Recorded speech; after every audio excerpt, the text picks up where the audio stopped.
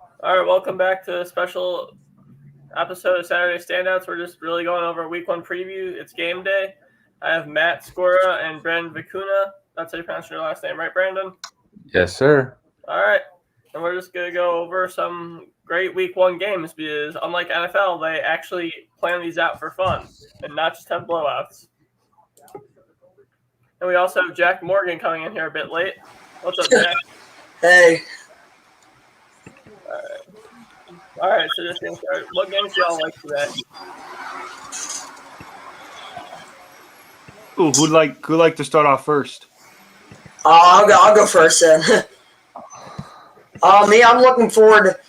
I'm looking forward to the noon game in Wisconsin, the Penn State Nittany Lions versus Wisconsin Badgers. I think more I'm looking forward to seeing what Sean Clifford will do in his senior year for Penn State. He had kind of a rocky start to last year. Started getting it together towards the end of the year. He's got a tough test down in Wisconsin today, so that game at 12 o'clock at noon Eastern time, I'm quite interested to see how that one goes. For sure. Matt? Yeah.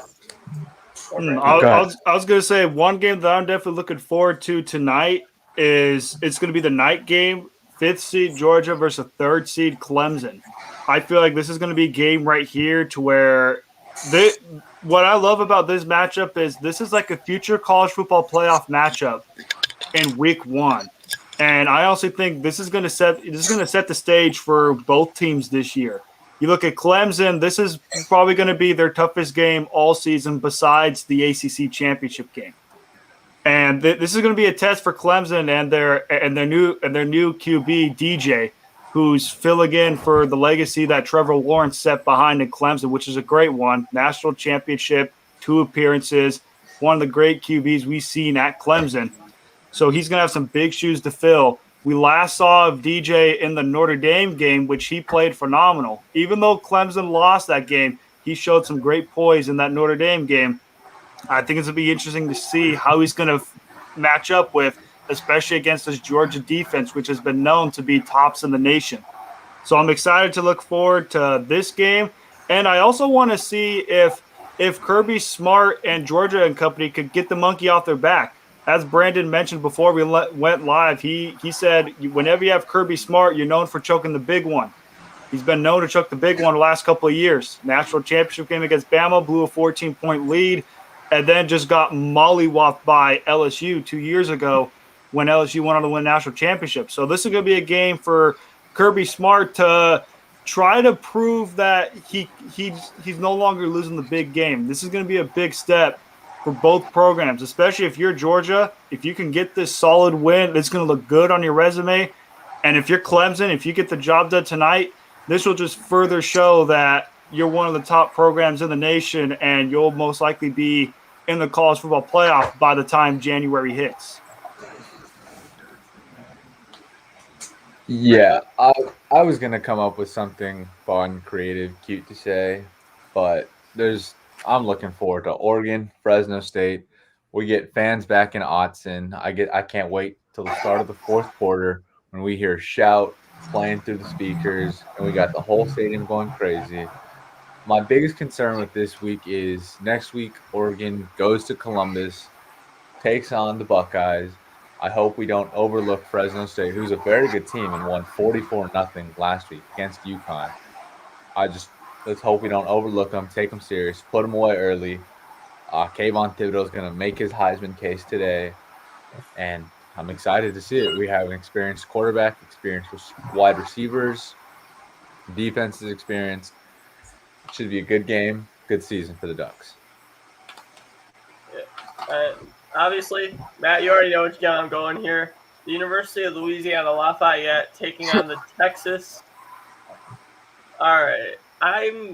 My pick here realistically is ULL by 3, but it should be a good game. It should be a very high-scoring game as well, especially because Texas defense, it's a lot of high-ranking high school kids that can't play football at the college level. In the ULL defense, it's a lot of low-ranking kids that want to win the Sun Belt and get into the NFL. But just speaking of that defense, Jalen Johnson and then Lorenzo McCaskill. McCaskill had a great year last year, and if I remember correctly, he was all Sun Belt first team, led the team in tackles. Phenomenal defense with a lot of young talent on it. And then just going into ULL, they have what I think is the best receiving core in the Sun Belt with Peter LeBlanc, Kyron Lacey, Jalen Williams, and Errol Rogers Jr., who I've talked with very frequently. Then they have fifth-year quarterback Levi Lewis, who is very good on the ground. And this offense runs through him, runs through the read option, runs through him getting the ball to his running backs, even though he has 4 starting caliber receivers, and 2 of which I believe could be Power 5 if they were to transfer. So it should be a good game, especially with Bijan Robinson on the rushing game for Texas, with them having no capable quarterback play. Yeah, it's definitely going to be a good game to look forward to. I also want to throw out another game that I'm going to look forward to is, as you can see the team on my hat, I'm going to look forward also to 16th ranked LSU versus UCLA. I just want to see how LSU looks. I mean, last season for LSU was not a good one. Whether it's filled with all your star players going to the draft, QBs not really playing well, it was not a good season. They went 5-5, finished 500. Their main highlight last year was a win in Gainesville, all thanks to Marco Wilson throwing the shoe. You know, we appreciate him for that. But, you know, this is kind of a year to where we want to see with LSU if 2019 was a fluke, if they just got lucky because they had all this great talent. And they're going out here. They go to UCLA, go to the Rose Bowl, which UCLA looks solid. Granted, it was against Hawaii, but their offense looked very impressive. And with LSU only being favored by 2.5 points, LSU cannot take this game lightly. You have to go out there and be dominant like LSU's past, because the standard at LSU is top 10. The top 10 standard is LSU. That the New Year's Six bowl game, college football playoff, that's the expectation. And for LSU this year, I believe their starting quarterback is Max Johnson. So if I'm looking at you, Max Johnson, you had some solid moments. Big win against Florida last year. Can he keep this up? You know, granted, it is against UCLA. It isn't against the big opponents. It isn't against Florida. It isn't against Bama, or it isn't against A&M. But just to show the start, like week 1 is one of those to where you can't take lightly. Look at what happened last night with Virginia Tech and North Carolina. Sam Howell played like dog water, and the 10th seed UNC proved why they're just a basketball school, not a football school, if we're being quite honest here, because they did not look good against Virginia Tech. If you're LSU, you cannot take week 1 lightly versus UCLA. You have to go out there and just flat out dominate, because you want to show that last year was just a fluke. We just had a lot of our talent go to the NFL. We just had a bunch of young guys last year. We have a lot of players returning this year. This is going to be a different LSU team. So that's going to be one of the matchups that I'm looking forward to, just to kind of see what LSU has. If last year was a fluke, or if it's just an ongoing theme to where we have all the young talent, we just can't get it together. Hey, Matt, I have a question for you. How do you think LSU is going to be able to contain Charbonnet, who on just 6 carries rushed for 106 yards and 3 touchdowns against that Hawaii Golden Rainbow Warriors? I just think you have to load the box. I just feel like if you're LSU, you have some good talent up front. Just simply find a way to load the box and just try and contain the run game. If you could find a way to contain the run game, I think you'll be in good shape. The main thing that I'm looking for in LSU is just to see how the offense looks, because the offense was very on and off last year for LSU. You saw some good moments, you saw some really bad moments. So this is going to be one of those to where LSU, the defense, Derek Stingley's going to do his thing in the secondary. He's going to do his thing well. The main thing for LSU is, how is Max Johnson going to look under a full season? Because last year he only played a little bit, and he got a solid win against a 6th-ranked Florida team. I want to see how he looks for a full slate, a full season, and that's going to start against UCLA. And hopefully LSU gets a win, because one thing is for certain, if LSU gets upset by UCLA this weekend, there's going to be a lot of talk going around college football saying, wow, maybe that 2019 championship team by LSU was just a blip, because you had all your returning players who went to the NFL. And maybe Ed Ogeron really isn't, that guy. That's only if they lose to UCLA. If they win against UCLA big, I think it'll be one of those to where, UCLA's off, where LSU's off to a good start. Wait till they play Bama and Florida and A&M, then we'll get to talking to see how they look. Can I chime in about that game real quick? I think first off, UCLA football game on a Saturday in LA is probably the 30th best thing you can do in LA on a Saturday. So first off, the Rose Bowl is not going to be that crowded. LSU's going to probably have a home field advantage. Back to what you were saying about Charbonnet. You can't let him beat you. DTR has been known to make some pretty questionable throws. He hasn't really matured in his time at UCLA as a passer. He can definitely beat you with his legs, but that's gonna be their biggest weapon. But with that being said, this is the first year Chip Kelly has brought back the visor since being at Oregon. So we can kind of see where he's locked in mentally, and this might be a UCLA team. I might do some things. Yeah, especially. Sorry. Oh no, I was gonna say, especially when that visor that he brought in, they beat Hawaii 44-10. I mean, if that visor shows up against LSU, they might be in trouble. Yeah, that visor's got some powers. You should have worn that. That visor didn't give him much powers with the Eagles, so then that first year. Yeah, he's a college player. That gives me a little bit of PTSD thinking of Chip Kelly. I think Chip Kelly's a college coach, but he's a darn good one at that. I think UCLA is going to be a little bit sneaky. I'll watch out for them tonight against LSU. Yeah, I'm right there with you. Well, here's the thing with Chip Kelly. Paul, the good college coach, brings in 5-star DTR, all-pro quarterback in high school. He hasn't done much with it. Like, let's be honest here. DTR, coming into college, was supposed to be the next big thing. Leave after 3 years, go undefeated, and maybe make the Pac-12 relevant again for the first time since Reggie Bush. Yeah, that didn't happen. Hey, I don't know. I would say the Pac-12 was relevant with Mariota and Oregon. When they made the national championship. I have a Granted,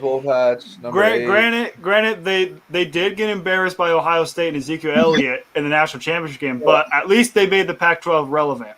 And also Oregon is known for just basically dominating the Pac-12. They don't care if a team like Utah has a chance to make the playoff. They're going to go in the Pac-12 and just slay the dragon.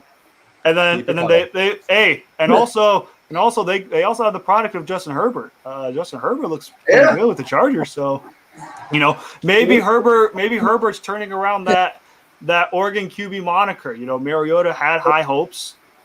Hasn't really turned out to that. Maybe Herbert could be that guy. I also want to kind of follow up on the game that you mentioned, Jack, with the Penn State-Wisconsin. I'm also going to be looking forward to that game just to see how both teams kind of look.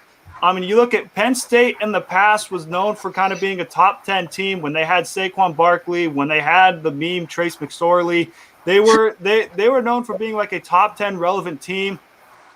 They've kind of fallen off a little bit. Granted, they're ranked 19th. I just want to see how Franklin and company kind of bounce back, because a lot of people forget last year Penn State started off ranked as a top 10 team, and they just fell off the map. So I just want to hurt them, and a lot of injuries hurt them as well. But this is going to be a team to where they also lost Micah Parsons in the draft to the Dallas Cowboys. So I just want to see overall how Penn State looks as a whole. And I also want to see for Wisconsin, they're going into this season, they're ranked 12th.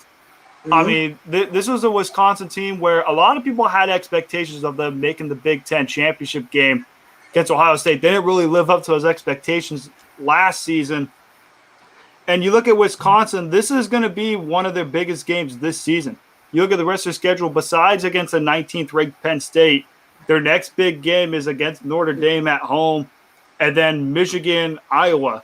Those are going to be pretty much their only either ranked teams or competitive teams that they have to face. So if I'm Wisconsin, it's at Madison, Wisconsin. You're going to get to jump around after the end of the third quarter.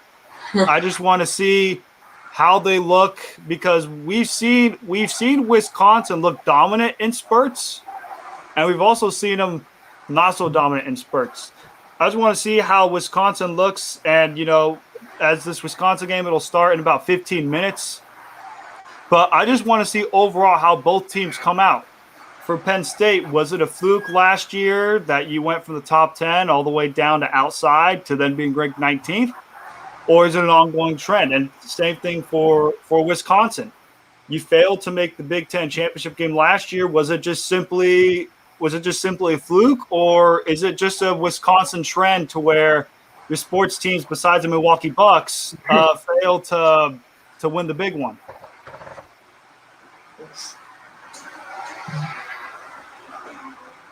I agree. I think Wisconsin is kind of an interesting team. And I think in the past couple of years they've lost the big one. They've lost some big games against Ohio State, Michigan. They've lost some big games, but this year I think that schedule, like you said, sets up very well for them to kind of control their own destiny and win the big games. And they only got a few of them, and just make sure that they don't overlook those teams and lose to kind of the mediocre teams that fill in on their schedule. I think the Big Ten as a whole this year will have a couple of teams that might be fringe playoff teams. I think Wisconsin is going to have to win out, though, to have a chance. And win out will also mean probably playing Ohio State in the Big Ten championship as well.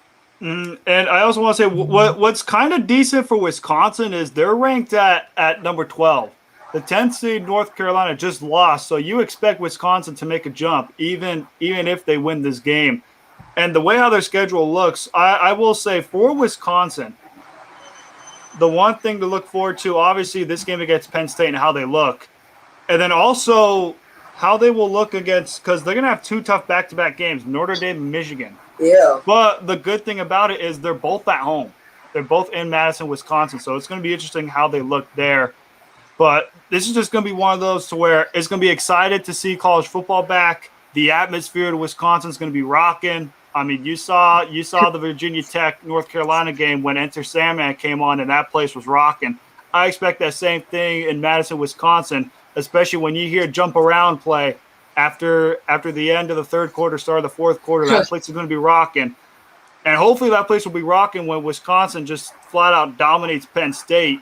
Hopefully. In this game, because if Wisconsin can't get the job done against Penn State, it's going to really hurt whatever slim chances they have, because Wisconsin is not a team that you look in the top four and say, oh, they're going to be that team. Teams that you look for in the top four, you look for those Alabamas, those Clemsons, those Ohio States, and then the fourth seed you look at, like a Oklahoma or a Georgia or an A&M. You don't really look at Wisconsin as one of those teams.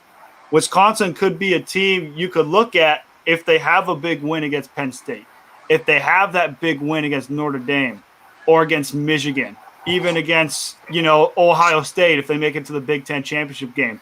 Those are the games that Wisconsin has to look forward to. But for a week one perspective, for all these teams at week one, it's just simply one game at a time.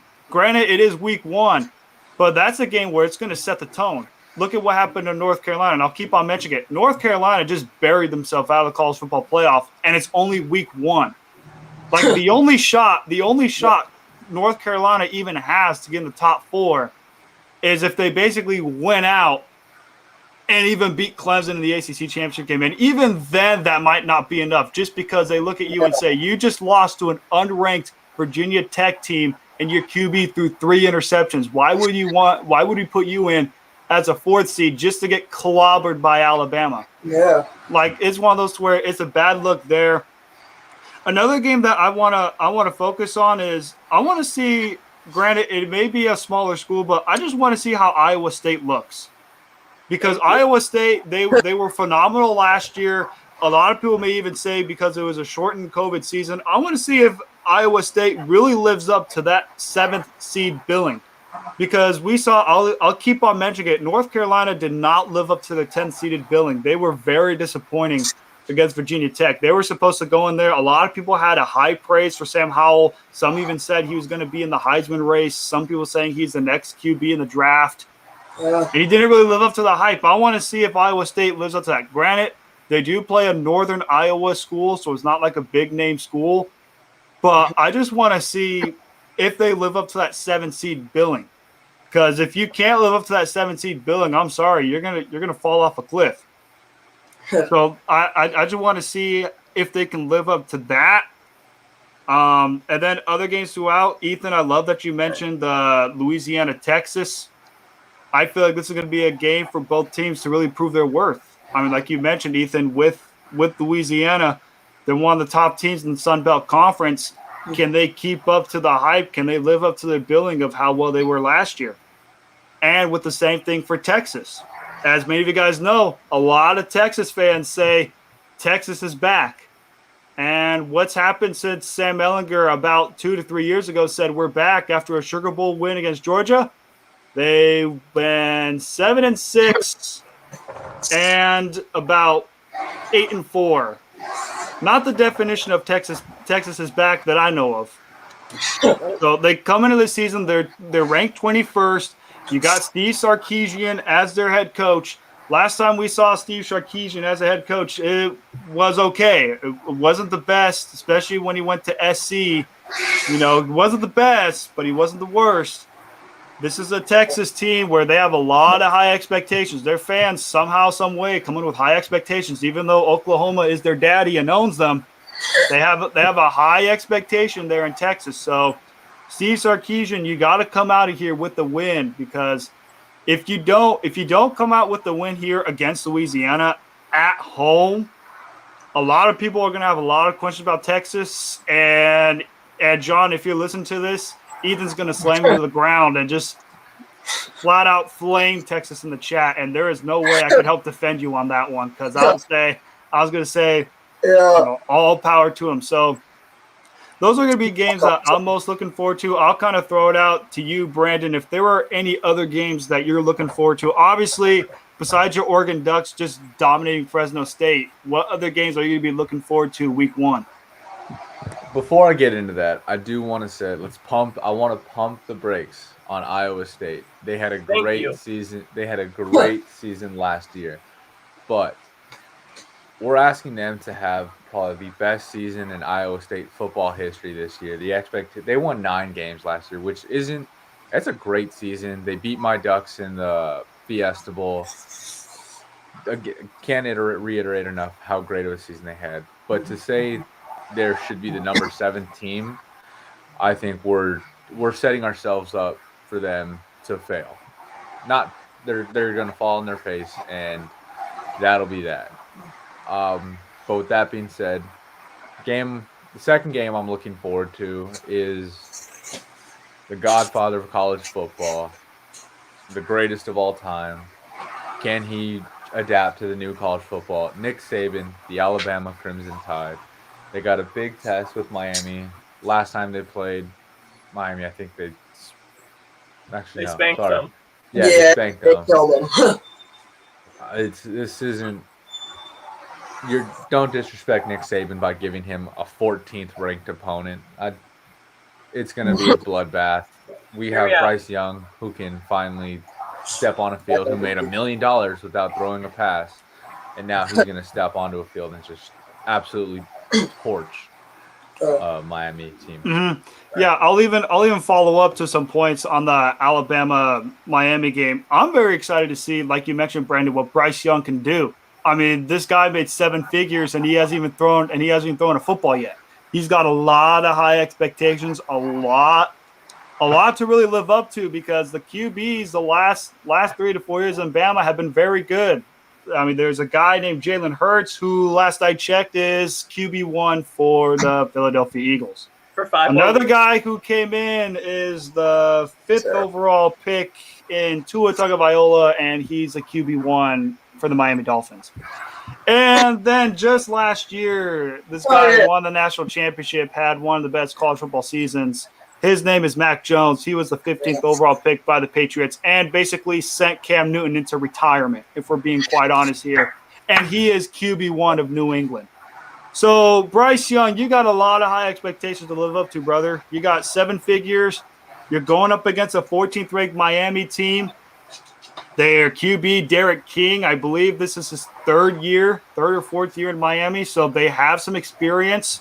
But you look at Bama, you're favored by 19.5 points. It's in Atlanta, Georgia.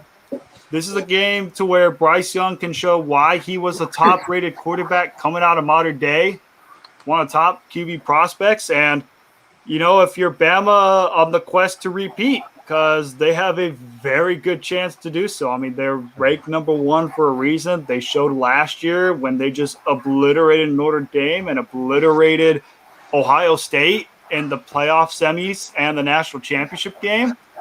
So for Bama, just – and I just want to look at on the Miami side of things, it's one of those where how long can you keep it competitive?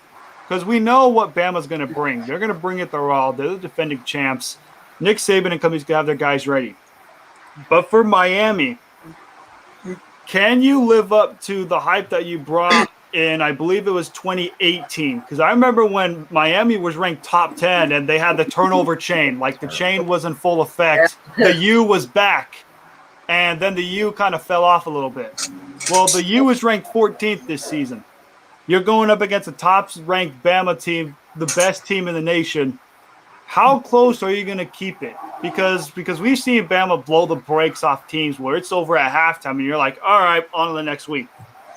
If you're Miami, how close can you keep this Alabama game? Because if you could keep Bama close for 3 quarters, for 3 full quarters, I think we were looking at Miami like, hey, you know what? Miami may have lost to Bama by, 10, 13 points, but you know what? They kept it damn close for 3 quarters, of the ball game. So they're going to look at Miami differently. But also for Miami side of things, you just saw North Carolina lose to Virginia Tech. This could be your step in saying, hey, maybe we could compete with Clemson.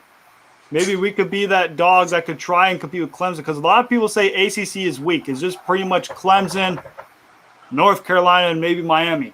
Well, North Carolina just suffered a big L to Virginia Tech. If you're Miami, you're going up against Alabama. This is going to be a game to where, one, you could test to see how well Derek King looks coming off of his injury. And 2, just overall to see how your team looks. I mean, you're billed as the 14th ranked team in the nation, which is still good, especially when in years past Miami has not looked well. In years past, this is probably your highest ranking since the turnover chain era. So I just want to see overall how they keep it competitive against Alabama. And then for the Alabama side perspective, we could all pretty much agree that, the expectation here is as championship or bust for Bama, just because you have all the top recruits. You have Bryce Young in. And also for Bryce Young, you get 7 figures, dude, and he ain't even throwing a football. Let's see what the hype is all about. Yeah. Hey, I think it's going to be all about the youth this year. I really think Miami's going to shock some people. Now, I don't know if they're going to win today against Alabama. Asking any team to win against Alabama, who year in and year out gets just unbelievable talent, is a tall task. But I do think they're going to stay in this game. I believe they'll stay in it for the first 3 quarters. I think fourth quarter, I think Bryce Young and Alabama will start to hit their stride. And once the Alabama Crimson Tide hit their stride, it is game over. See you later. Good night, Irene. But hey, I think Miami's going to be very interesting this year. We saw in the early 2010s when they moved out of the Orange Bowl and they're at Hard Rock Stadium. Hard Rock Stadium wasn't even full at the time. It was embarrassing. Now the U is back. It's all about the U now, Miami. I'm really excited to see them this year. For sure. But can I just go back to the Alabama thing? If Alabama wins every single game by 2 scores, do they pull a Notre Dame?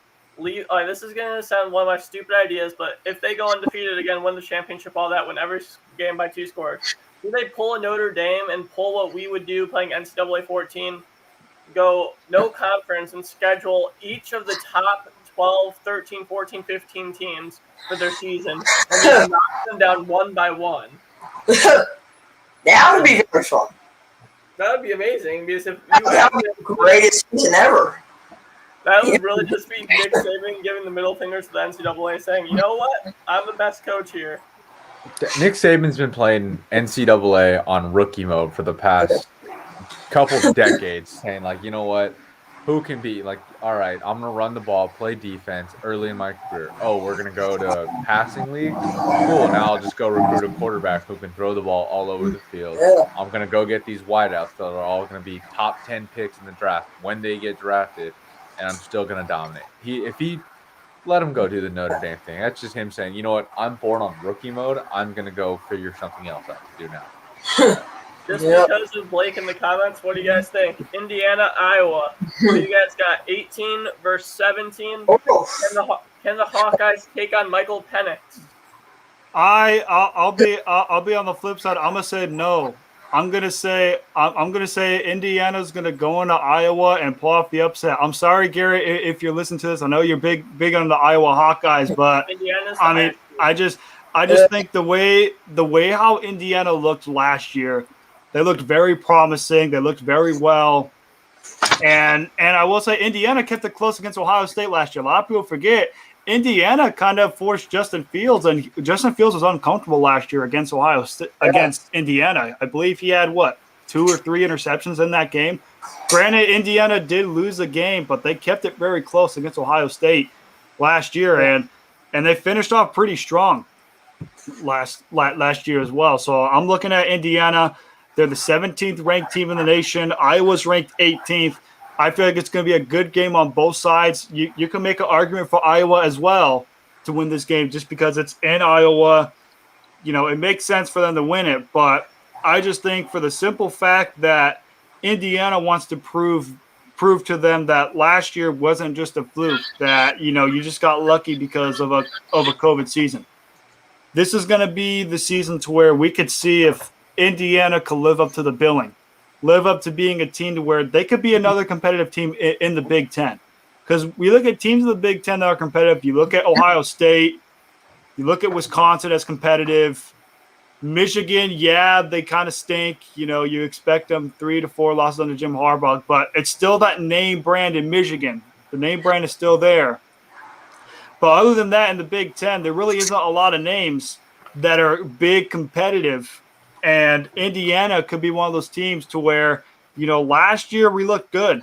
You know, now we could maybe take the hype. We're ranked 17th. Maybe if we can maintain that ranking all season, people are going to look at Indiana and say, hey, you know what? Maybe Indiana isn't a big school like Ohio State or Michigan. But if I could start in Indiana and they maintained a top 20 ranking, why not I go to Indiana and try to help propel them to maybe be in the top conversation like you would with Ohio State. So this game is going to be very huge for Indiana to see if they could continue up to the billing, like I mentioned earlier. And if you're Iowa, you're at home against Indiana. Mm-hmm. You better not lose this game. Now, granted, I think you will, but if you're Iowa, you do not want to start off week 1 being 0-1 with the home loss to Indiana. Like, this is a close matchup, 17 and 18. So if you're Iowa, you're at home, you're the lower ranked against a higher ranked, try and get the job done, because if you can't, it's gonna be a tough look, especially when Iowa's been kind of on a downward hill. I mean, a lot of people forget a couple years ago they were in the top when they were battling for the college football playoff with Michigan State. They haven't really been back there since. So maybe, depending on how they look this year, maybe they can slowly work their way back up to it, baby steps, with this performance against Indiana. So let's see if they can live up to the hype. I think Indiana gets a job done, but I also wouldn't be shocked if Iowa can, you know, go in there and beat Indiana as well. It's going to be a good, exciting game to watch. 2 ranked teams. What more can you ask for a week 1 matchup? You always love in week 1 when you get 2 ranked teams. Because a lot of times we see in week 1, you get a dominant team like Oregon playing against a Fresno State. Like, very rarely do you see, like, 17 versus 18, Indiana versus Iowa. 23 versus 21, Texas versus Louisiana. Yeah. Or even later tonight, 5th seed Georgia, 3rd seed Clemson. Yeah. Week 1 matchups, you get a lot of, you know, the LSU 16th seed versus unranked UCLA. You get North Carolina versus Virginia Tech. Granted, unranked Virginia Tech won, but it's very rarely do you get to see 2 ranked teams Go at it. Prove why you belong there. It's going to be very exciting to watch. I'll be looking forward to that game that starts at 2:30 Central Time. It's going to be great. Let's see if both teams can maintain their status, and let's see if both teams could make the Big Ten somewhat competitive for Ohio State. Agreed. Going back to your point, Matt, most teams like Oregon, Alabama always schedule that one easy game just so they can blow the little school out of the water, get paid a couple $1 million. Is to schools like Oregon and Alabama. Yes, I'm calling out Oregon, Brandon, just because you're here. They just want the money and they don't care. They would just want to see them going up 50 against the Mercers, the Fresno States, and just killing them. Are we forgetting Fresno State just whooped the shit out of UConn by 44-0 last week? It's We're UConn. not forgetting it, but this is UConn football that hasn't played in 2 years. You still have to put up UConn points. hasn't played in 2 years. 44 Our local nothing. high school team could beat UConn football. Not mine. I will say, Brandon, they did beat UConn. It is UConn football. This isn't UConn women's basketball we're talking. This is UConn. This is a UConn football where their football program isn't as known to be in the tops. I think your main Oregon game to be concerned of is those Ohio State Buckeyes. Yes, like exactly. that When you next have week. Ohio State next week, you can schedule a soccer game this week. In Columbus, I wish, not gonna lie, I wish that Oregon Ohio State game was in Oregon, in Eugene. That atmosphere would be rocking. But it's gonna be excited. Oregon versus Ohio State. Mm-hmm. I will say this may be early, but I would love to see Oregon pull off an upset against Ohio State. I think for Oregon, like you mentioned, Brandon, the main focus isn't week 1 against Fresno State. You obviously want to pay attention because you have to play Fresno State. You don't want to be like North Carolina and overlook Virginia Tech, and then you lose the game and bam, you're out of the college football playoff week 1. Hey, the main game, yeah, go ahead. Wisconsin Nittany Lions versus Penn State are kicking off right now. College football is back, and we finally don't have Illinois, Nebraska being the best game of the week. That's right. We get to have other games to look forward to, like Wisconsin versus Penn State, Alabama versus Miami, Georgia versus Clemson, and for the Oregon fans out there, Oregon versus Fresno State. All right. And by the way, I will just be score tracking any important games for this. All right, no worries. I also want to throw out another game that I'm looking forward to. It's just about to go underway right now. Is a 2-seed Oklahoma versus Tulane. The only reason being is I was shocked that Oklahoma was coming out of the top 25 rankings, number 22. I mean, not 22, number 2. I thought for sure it would go Bama, it would go Clemson, it would go Ohio State, and then maybe Oklahoma at 4. But a lot of people have a lot of high expectations for Oklahoma being ranked the 2nd team in the nation, especially with Spencer Rattler, who's in the Heisman running, who's also just threw a pick. He just threw a pick? Yep. Yo. Well, my timing is honestly impeccable. Here I am talking all the high praise of Spencer Rattler, and he goes and throws an interception. With that being said, I just want to see how Oklahoma lives up to that 2nd seed, because when you're Oklahoma, didn't they get embarrassed by Florida in one of the bowl games as well? Like, didn't Florida go in there and flat out dominate Oklahoma, if I'm not mistaken? What a catch! I think Oklahoma beat Florida. Yeah. Okay. My bad. The other way. The other way around. Oklahoma embarrassed Florida. The last time Oklahoma football played Florida was a while. Wait, never mind. I was just looking at 2019 for some reason.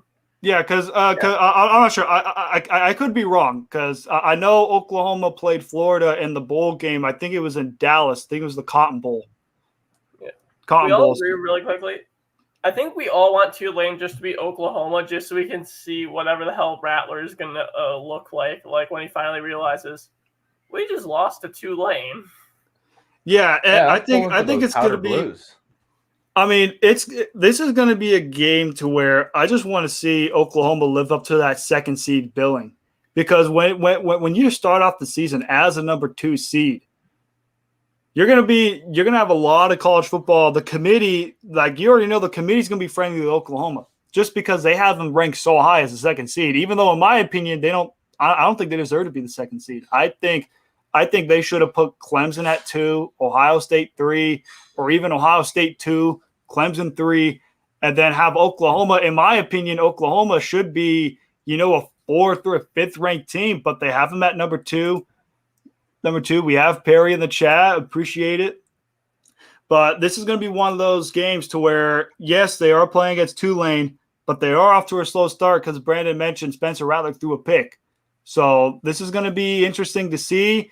As Perry mentions in the chat, it's going to be a wild college season. It definitely is. You got the atmospheres back. You got week 1 underway. It's going to be very exciting to see. A lot of the big games to highlight. I also want to throw out there, if Perry, you're still in the chat, how do you feel about Arizona State's big win against Southern Utah, 41-14?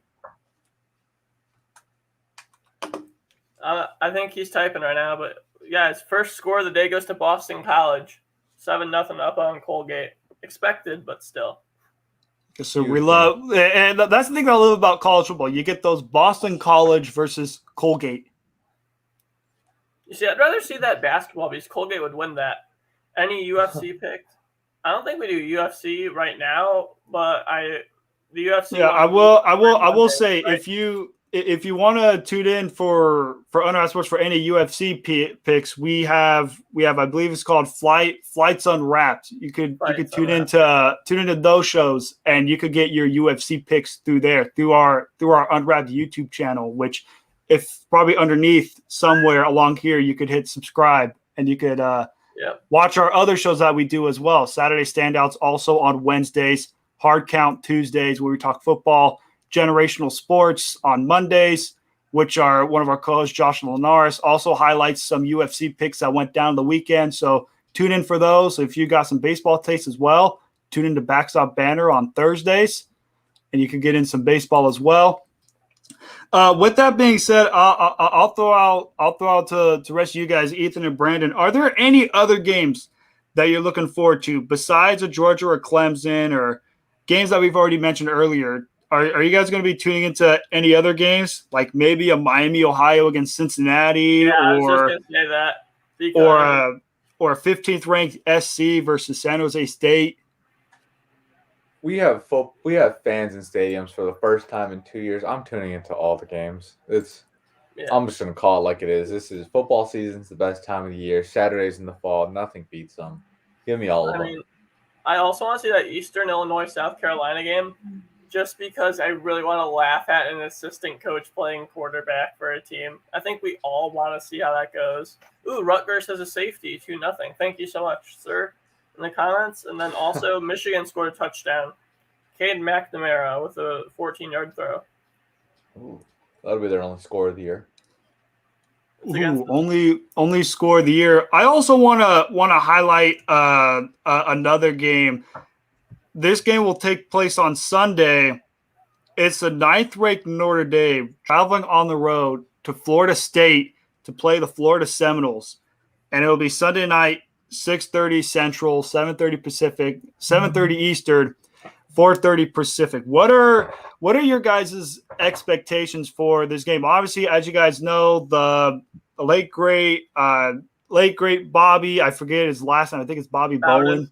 Bobby Bowden recently passed away, so Florida State is going to honor him. They already have a Bobby B along the side. Is this a game to where, maybe Florida State may come out of the gates hot, to play for Bobby? And could this possibly be a game to where people are going to look at as an upset? Like, could this potentially be a game to where Florida State at FSU with fans in the stands, it's going to be full capacity. The tomahawk chop is going to be rolling down in Tallahassee. Could this be a game to where Florida State pulls off the upset against Notre Dame, who is favored by 7 in this game? They're only favored by 7? Yeah, Notre Dame is a 7-point favorite as of right now on the ESPN app. They are a 7-point favorite against Florida State. The game's in Tallahassee. All right, I guess I see that. I mean, I got Notre Dame winning by like 2 or 3 scores, but Also, Graham Mertz with a nice little intentional grounding as he dropped back about 20, 30 yards there.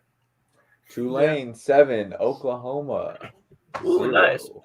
I'll even throw it out to you, Brandon. Could you possibly see Florida State pulling off the upset against Notre Dame, or do you think Notre Dame's going to go into this year and simply go the Notre Dame way, to where they play well, they're a top 10 team, they get super close to the college football playoff, they either just barely miss the college football playoff or get mollywopped by Bama? I think history repeats itself. We're looking at Notre Dame, per usual. They're going to dominate the regular season, probably have one slip up, if that. And then they just get slapped in the face in the college football playoff. Brian Kelly's a great coach for a regular season, and they've been trending upwards the past couple years, but it's still not fair to compare them to the Clemsons, the Bamas, the Ohio States. They just can't compete. Jack Cohn's he's a solid quarterback, but I still think for Notre Dame to truly contend for a national championship again, they need that one dynamic 5-star quarterback recruit that takes them over the top. We're not worried about their offensive line. We know what we get from their tight ends. Their defense is always pretty solid. They're a quarterback away, and I think they show why they're ranked where they are today, and they take care of Florida State pretty handedly. Yeah, and one thing I'll also mention for Notre Dame, the rest of their schedule, they play a lot of ranked teams this year. In a couple weeks, they'll play Wisconsin in Madison, Wisconsin. They then the next week follow up against Cincinnati, who's ranked number 8th. They then have to play against USC, North Carolina. All are teams that are ranked to the top 25. So it's not going to be like in the past where Notre Dame has, maybe 1 or 2 games where they play those ranked teams.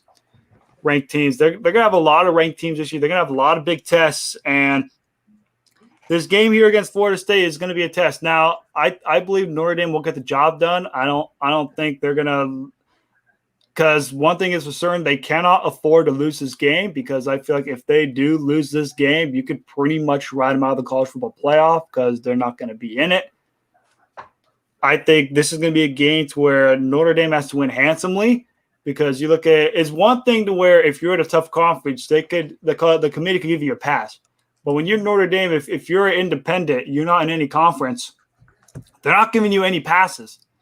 They're just going to look at your record and how well you do against the teams that you play. Because the one thing is for certain, if Notre Dame looks good, as they normally do the regular season, if they're dominant, if they're undefeated or maybe only have 1 loss, and maybe their 1 loss is against a top 10 team, they might give Notre Dame a pass and say, hey, you know what?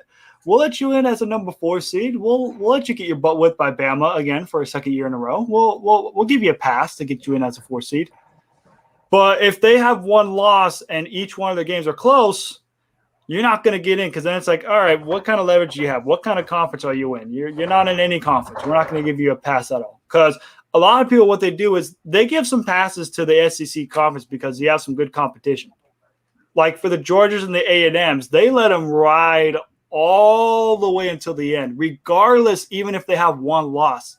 They let it ride all the way through, because they look at that 1 loss and say, oh, their 1 loss is to Alabama, and they are the number 1 team in the nation. We'll give them a pass. They still got that 1 seed. If they could beat Bama in the championship game, in the SEC championship game, boom, we can put you in at number 4. But if you have that second loss, sorry about it. You got to go. That's going to be. Sorry, continue. Oh, you were saying with the SEC? Yeah, I was going to talk about Kentucky really quickly because I'm curious. Weren't they supposed to be 7-8 wins this year? Yes, I believe so. I remember one of the Saturday Standout episodes, we had an SEC prediction, and the over-under for Kentucky was 7-8. Yeah, so why the hell are they down to the University of Louisiana Monroe? One thing I'll say is it's early.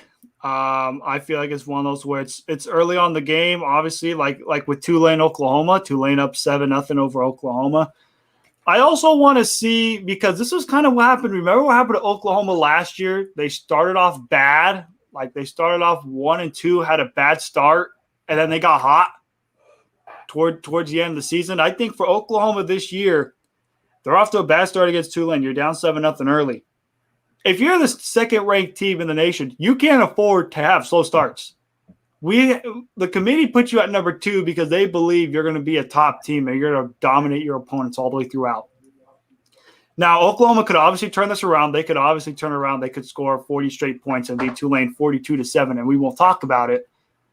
But if they can't turn it around this game, because I will say the committee loves to grade harshly on conferences that are weak. The Big 12 conference, being honest with you, is weak. It's pretty much run by Oklahoma, and you'll get the occasional fluke year by Texas where they're back, and the occasional fluke by Iowa State last year. Other than that, it's been pretty much Oklahoma that's dominated that Big 12 conference. Same thing with the ACC. In my opinion, Clemson cannot afford this loss to Georgia, because you look at Clemson, what other real tough teams do they have to play besides the ACC championship game? I mean, the only other tough game that you can really see for Clemson is against maybe Florida State, but that's at home in Clemson. Like, you look at Clemson, the schedule does not help them out because the ACC is weak. This is a game to where I'll even close it out with this. Clemson, this is a must-win game for them because their schedule is really easy on them. For Georgia, we could understand if you lose this game to Clemson because it's a good team. Because you also look at Georgia, they have other good teams to face. You got to versus Florida later on in the season, that Florida-Georgia game. And even if you make it to the SEC championship game, you then got to verse Alabama. You have to verse 2 to 3 tough teams. We understand if you're Georgia, if you lose one of those games. If you're Clemson, how your schedule looks, you can't really afford to lose to Georgia, because then the committee is going to look at you and say, yeah, you're the third-ranked team. Your only loss is to Georgia, but your other teams that you face don't really impress me until you get to the ACC championship game, whether you verse a North Carolina or Miami kind of team. Like, this is going to be one of those games to where for Georgia versus Clemson, obviously it's fantastic because you get a top 5 matchup in week 1. How exciting is that? Like, very rarely do you see 2 top 5 teams verse in week 1. You see those you normally see those later on in the season.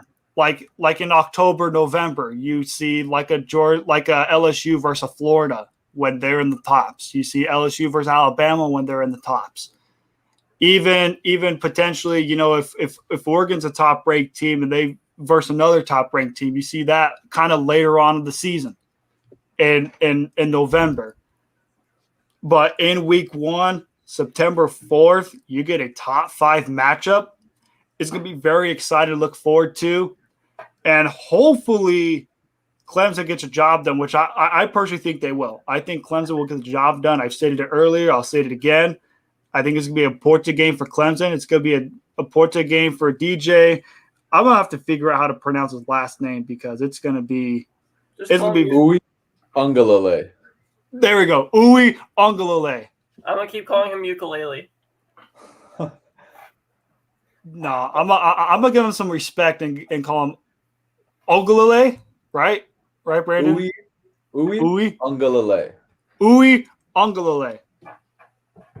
How is that name so much harder to pronounce than Tagovailoa? I don't know. Ooh, you guys, Kentucky actually scored. Never mind.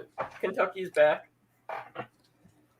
Kentucky score. With that being stated, are there any other games you guys want to highlight? Any other games you're looking forward to, or did we pretty much hit it on the tail? Because you know what? I'll throw out one more. I'll throw out one more. If there's another game that I want to see, I kind of want to see Florida against FAU. Granted, they're playing a smaller school in FAU, but I want to see how Florida looks without Kyle Pitts or Kyle Trask, both who went into the draft. I kind of want to see what Florida can bring to the table. Because you look at Florida, last year was an embarrassment for Florida. They were embarrassing, if we're being quite honest here. They had a bad loss to Georgia. Well, no, never mind. They beat Georgia last year. They had some bad losses last year. They had, if you're Florida, you had a bad loss to LSU at home in Gainesville, which was utterly embarrassing. But thank you, Marco Wilson, for throwing the shoe. You had an embarrassing loss there. You then had a bad loss to Alabama in the SEC championship game. And then you followed up with getting embarrassed 55-20 to Oklahoma. So for Florida, you've had 3 straight bad losses dating back to last year. And I feel like this year you come in, you're the 13th ranked team in the nation. You've had those 3 bad losses. You don't have Kyle Pitts anymore because he went to the draft, number 4th overall. You now don't have Kyle Trask, who got drafted in the NFL. This is simply going to be for Florida this is probably going to be, and you could also make a case for Florida. This could potentially be Dan Mullins on the hot seat. Because if we're being honest here, what really has Dan Mullins done with Florida? He's done some good things, but when you're in Florida, he's turned them around. But they're at a point now to where you got to start making the leap to the top 4, and Florida hasn't really made that leap because they either lose the big game on the road, like 2 years ago when they went to LSU and they lost the big one, or they simply lose or they have a bad loss, like last year against LSU, to where you should have won. You're a 6th ranked team, and LSU is banged up, injury prone, and you lose that game. So really, for Florida this year, it's all about how you start. How you start against FAU with your new talent is going to really show to me who you are as a team, because in 2 weeks from now, you got to play Alabama. And then after Alabama, you then got to play LSU in Death Valley on a Saturday night in October. And then you got to play Georgia that following week. So how you set the tone in week 1 with your new talents that you have is going to really set the stage for this season.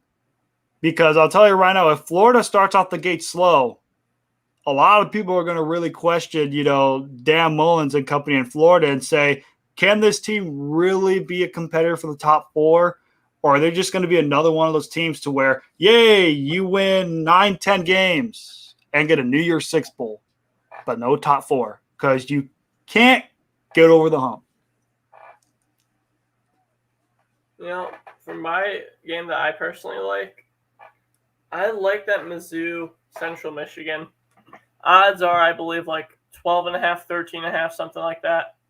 And the fact that a group of 5 MAC team, as we all know, MAC teams typically, for defense, they stick their leftover recruited defense. Let's be honest here. I'm curious to see how they can stack up against an SEC team like Mizzou that's predicted to have around 7-8 wins this year. What do you guys think? I think it's gonna be interesting to see how they match up as well. I think personally it's gonna be interesting to see how each team matches up for week 1. Because we've seen, teams start off hot and then teams have bad losses. So this week 1 is gonna really set the stage for all the teams. For all the teams this year. For sure. Brandon, you have any other games you like? Like I said, all of them. All of them. Are you going to get you're going to go to Buffalo Wild Wings, get them to put a different game on every TV? That sounds like a great idea, actually. That sounds like I might have my laptop, my TV, my phone, my iPad. Let's get it going. Sounds good. You guys got any final remarks before we close out? No, just simply it's always a pleasure to be on Saturday Standouts to talk college football. I'm excited to look forward to week 1. Twitter handle is down below at Matt_Skura. Instagram, Matt_Skura20. I have both links in the bio. Gives me access to my sports podcast that me and my great friend Caleb Conant do called MCS Real Sports Podcast. Talk all things sports related. Available everywhere. Apple Podcasts, Spotify, iHeartRadio, you name it. It's available everywhere. As always, it's a pleasure to be on Saturday Standouts, and I'll be looking forward to those week 1 college football matchups. Brandon, you got anything? Yeah, Oregon Ducks, future national champions. Glad to be here. Had a blast. I can't wait for the rest of the season. Let's see how it unfolds. Brandon Vicuña at Brandon Vicuña on Twitter, at Brandon.Vicuña on Instagram. Keep it simple. Excited for the season. Yep. And as always, at Ethan_Carboni on Twitter, at Sat_standouts on Twitter for me and Caleb's show. But yeah, thank you guys for joining.